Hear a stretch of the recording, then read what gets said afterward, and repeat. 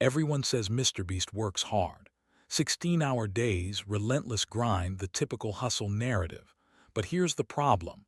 Thousands of people work just as hard and stay completely broke.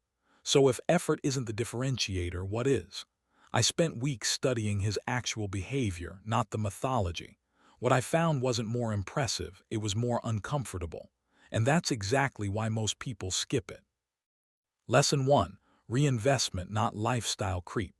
MrBeast made real money, significant money, in his mid-20s. And then he did something most successful people refuse to do. He didn't buy the house, the car, the status symbols. He poured every dollar back into bigger videos. We're talking about a guy who reportedly drove a beat-up Prius while dropping 6 figures per video production. That constraint wasn't poverty, it was choice. The unsexy lesson hidden here is this. The discipline isn't about working harder. It's about not consuming the rewards. Every dollar he earned became ammunition for the next shot. Compare that to the typical hustler narrative: grind hard so you can finally buy the watch, the apartment, the lifestyle. But the moment you start consuming your gains, your compounding stops. Your next project isn't bigger, it's just funded by your day job. MrBeast understood that early capital reinvestment is the closest thing to a cheat code. Lesson 2. Obsessive process over raw output. This is where most people miss it completely. MrBeast doesn't just make more videos than you.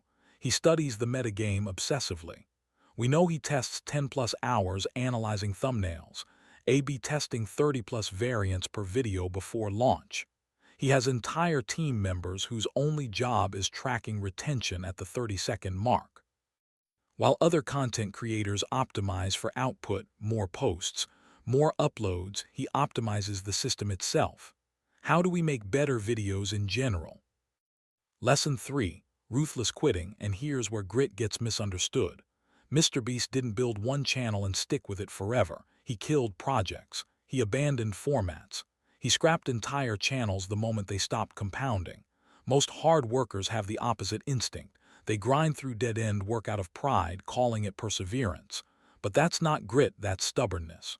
Real grit means sticking with the goal. Stubbornness means sticking with the tactic. So ask yourself every quarter, is this still compounding?